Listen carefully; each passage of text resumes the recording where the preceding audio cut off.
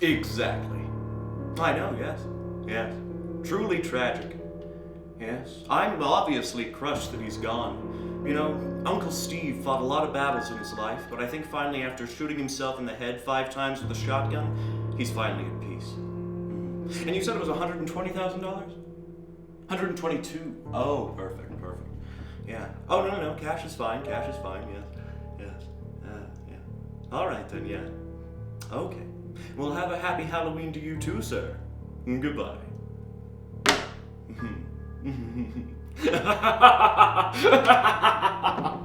This calls for a celebration.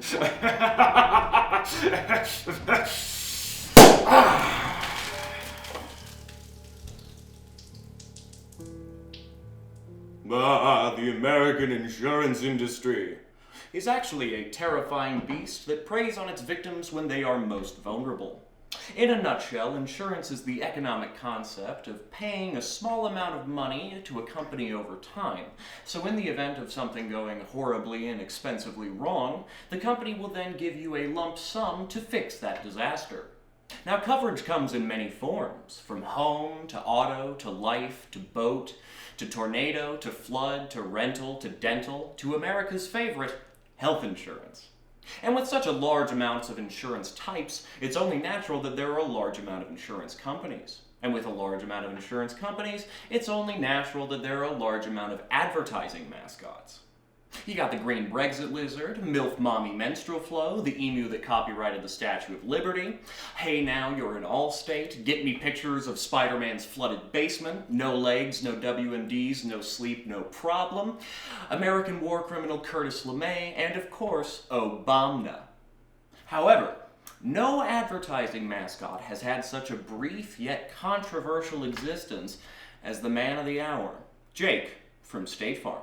What seemed to many as just an innocuous 30-second commercial to let people know about a 24-hour customer service line actually turned out to be an intricate horror story involving things as oppression, diversity, police accountability, prison sentences, court trials, murder, and scariest of all, khakis. Also, it's the end of October, so I'm definitely going to shoehorn this in as a Halloween episode. Look, I got the decorations. You can't call me a liar. Spooked the time.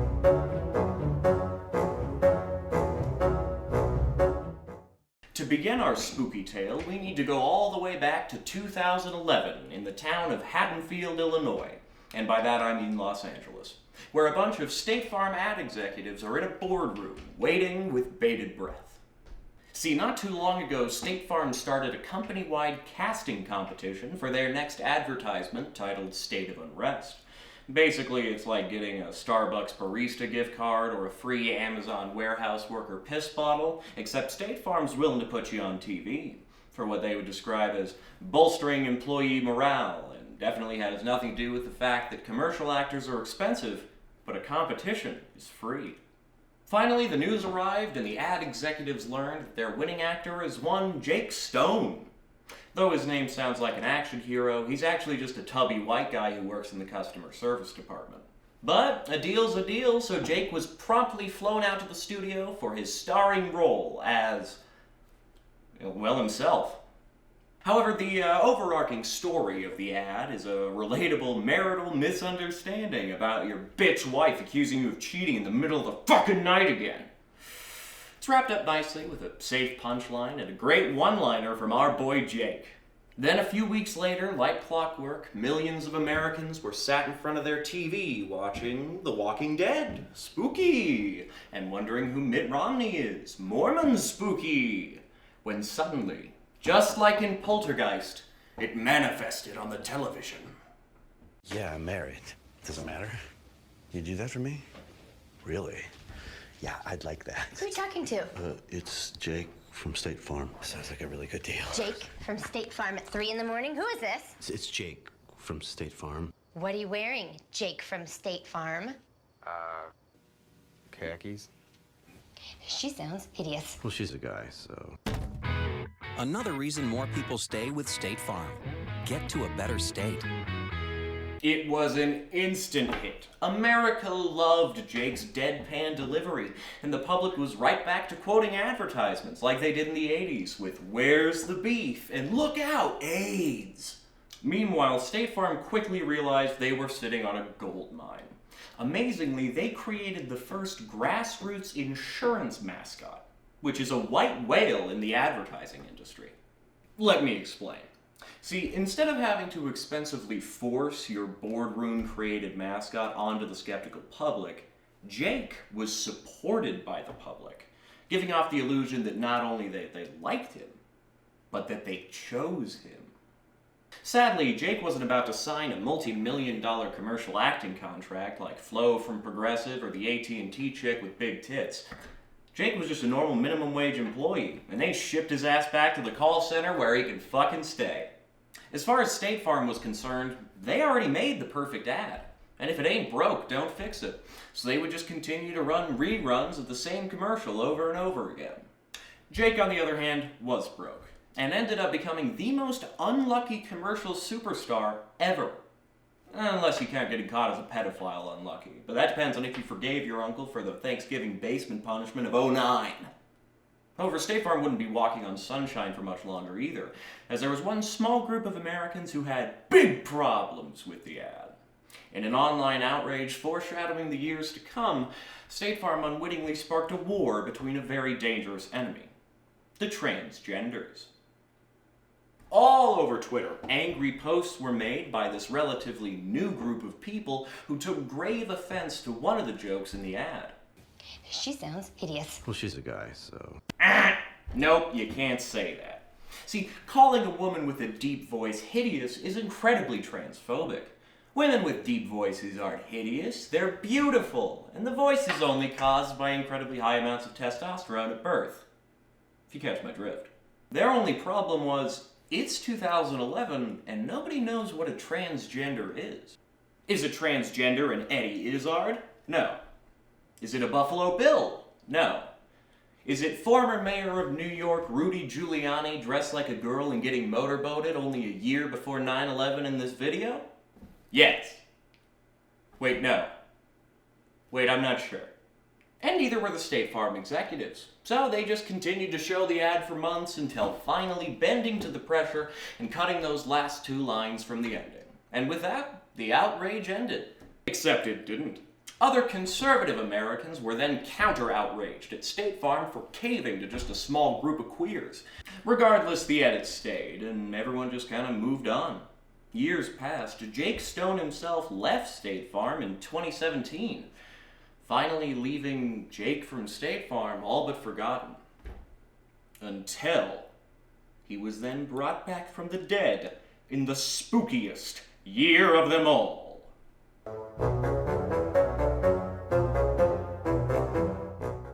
It's February 2020, and a bat that was actually a pangolin escaped from a lab in China that was actually a wet market that's now actually a lab, and spread a new pneumonia that was actually closer to a MERS or SARS virus, so it only kills Asians and Arabs, that actually kills old people and fat people, and coincidentally tigers and Roy.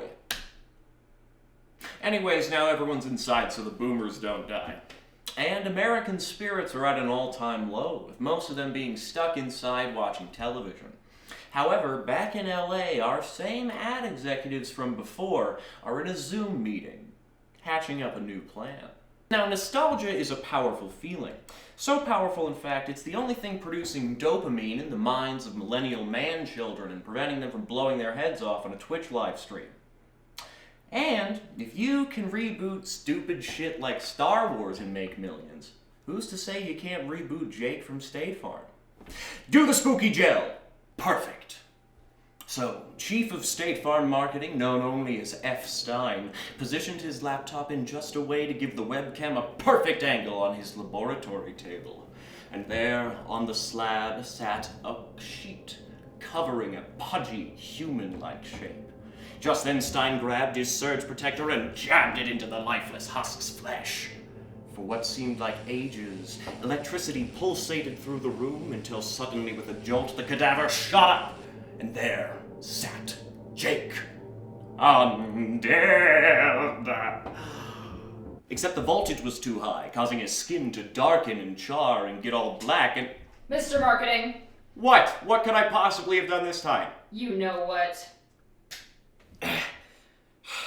Fine, ruin the spooky story. Basically, they just recast the actor for a black guy and redid the whole ad. He's pretty hot, though. He is pretty ripped. Yeah, I'm married. Doesn't matter. You do that for me? Really? Yeah, I'd like that. Who are you talking to? It's Jake from State Farm. Sounds like a really good deal. Jake from State Farm at 3 in the morning? Who is this? It's Jake from State Farm. What are you wearing, Jake from State Farm? Khakis?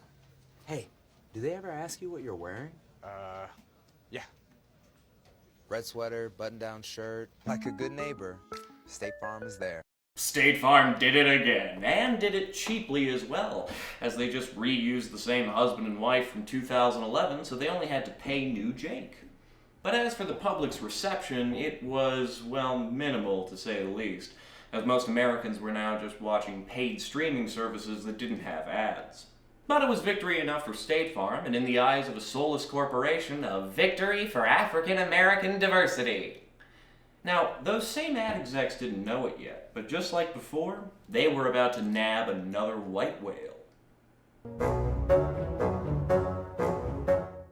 It's 3 months later, and we're in a Minneapolis convenience store. Well, we're not, George is. George who, you ask? Why, it's George Floyd, and he's a modern Renaissance man. Mr. Floyd was many things. A truck driver, security guard, porn actor, a landlord, not in real life, also in the porn, a fentanyl user, a COVID host, and a father, but most importantly, he was an American citizen with constitutional rights. Now, George was just trying to buy a pack of cigarettes, and after doing a little jig, he paid for his goods with what a store worker would later describe as a counterfeit $20 bill. As a rational human being, the store owner decided to call the police, so that way they could conduct an investigation and arrest that would likely end up costing the state thousands of dollars to perform. You know, rational. Only problem is dispatch didn't exactly send any of Minneapolis's finest, which is an oxymoron in and of itself. And 4 misfits in baby blue arrived in 2 squad cars. One car was driven by the only Asian cop anyone's ever seen, Tao. Now, Tao already had 6 formal complaints against him and beat the absolute shit out of an innocent man in 2014, which resulted in a lawsuit that the state was forced to settle. But Tao is still on the force, Buddha bless him. In the other cruiser are 2 cops who are only a week out of training, one by the name of J. Alexander Quing, and Thomas Lane, whose violent criminal record was ignored by the police department and he was hired anyways. In fact, on their first day of field training a week prior, the 2 men held down an innocent man and prevented him from breathing under the instruction and training of their superior officer, one Derek Chauvin, who was the one driving the squad car with Quang and Lane in it.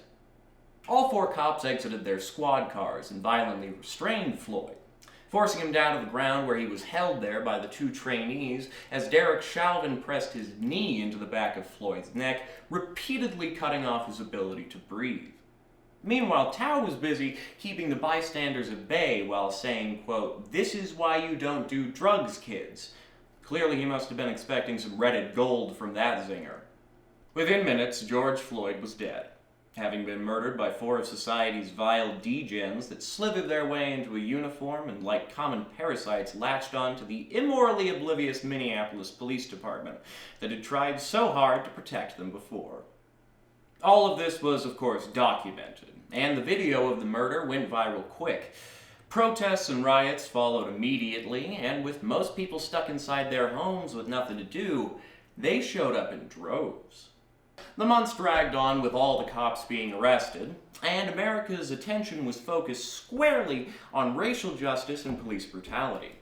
However, this did leave someone feeling a little bit lonely. And that someone was an absolute shit ton of multi-million-dollar corporations. State Farm, of course, being one of them.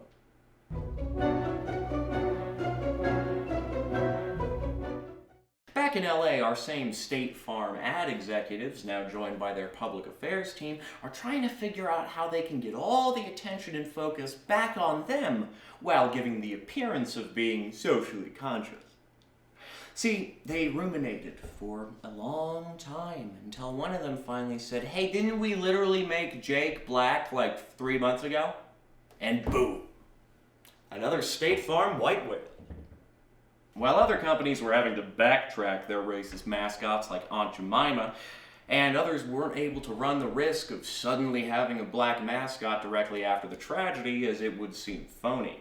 State Farm already had one, though, so they were safe from such criticism. And so Jake from State Farm was mobilized, with the company churning out new ad after new ad, like a pasty teenager who keeps bragging about their new black friend. All it took was the savage murder of an innocent man by corrupt cops to solidify Jake from State Farm as their ride-or-die mascot. Now, if you think I'm reaching with the whole connection here, here's a literal written document by State Farm mentioning Floyd by name. Because of course they did. They can't help themselves when it comes to this. And you bet your ass the whole thing was written by a white lady. And that's it. That's where Jake from State Farm's insane horror story ends. From 2011 to 2021. At least that's where the other videos on the topic ended. See, the thing is, I know a little something when it comes to corporate marketing's buffoonery and pseudo-moralism. It ages like a fine wine. See, if those other trend-chasing channels and news media had just waited, a year longer to make their content, they'd have the same perfect plot twist ending that I have. Complain about my slow upload schedule one more time. I fucking dare you! I fucking dare you! Do it!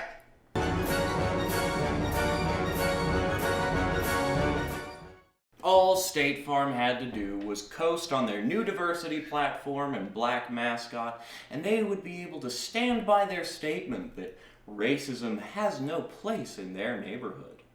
That is, unless they've been allegedly systematically discriminating against black employees and policyholders while xenophobically accusing them of insurance fraud. Oops! We're talking about a huge new class action lawsuit filed against State Farm, originally by Darryl Williams, a black man who owns an apartment building in a black neighborhood with 6 units inside said building. What happened was a pipe burst inside of the building, and Williams called up his insurance agency, State Farm, where he talked to a claims agent who not only accused him of lying, but of attempted insurance fraud. While over the phone saying, quote, "We get a lot of fraud in your area." After a lengthy period of time, State Farm finally accepted the claim, but only ended up paying Williams a fraction of what was needed to do the repairs. And by that time, Williams already had sold the apartment building for nothing because at that point it was basically a fucking submarine. So in the end, Williams lost his business and 6 people lost their homes. Clearly sensing some racial discrimination here, Williams then met with a lawyer, and the pair decided to file a class action lawsuit against State Farm. However, being the only one, he was denied by the judge. That wasn't until many more policyholders came forward with similar stories. On top of 150 ex-State Farm employees who claimed racial discrimination as well. Surprisingly though, State Farm went very silent when it came to their quotes of standing up against racism and using their voice to do so. No, they began to sing a different tune. Instead, the company tried to have the whole case thrown out unsuccessfully before denying any wrongdoing when it came to a breach of civil rights based on race, stating, quote, "We will vigorously defend ourselves in court." What's funny is it kind of reminds me of the legal strategy of one Derek Chauvin. Let's see, how did that work out for him? Oh yeah, he's fucked. But listen, I'm a good guy. So I'm prepared to help State Farm out of yet another social scandal by doing what they do best, creating another hit television ad showing off their customer service. But I'm going to do it in a far more honest way. And you can pay me as much as you paid Jake Stone back in 2011. You know, nothing.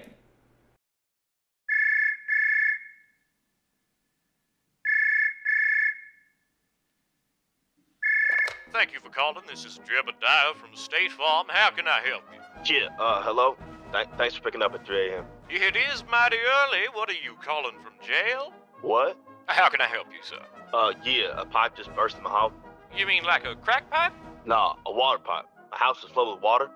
Well, normally I advise you swim, but I know you folks don't really do that. I'm sorry.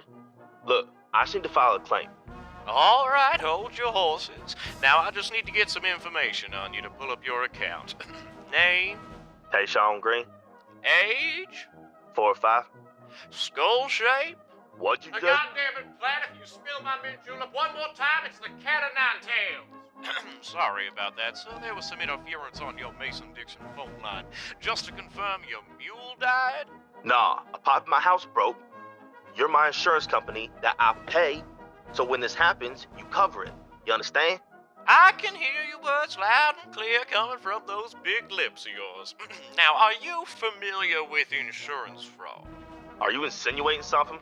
Look, it's a real issue. I mean, imagine if I ran a general store and you tried to buy some tobacco with a fake $20 bill. Now, that just ain't quite right, is it? I had enough. I just want to talk to Jake. Who? Jake from State Farm. Oh, the boy. See, he was caught drinking from the wrong water fountain, so we sold him to farmers.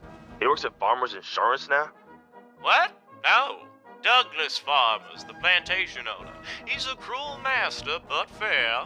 That's it. I've had enough of this racist company and your crack ass. A happy Halloween to you too, sir, and have a safe voyage back to Africa.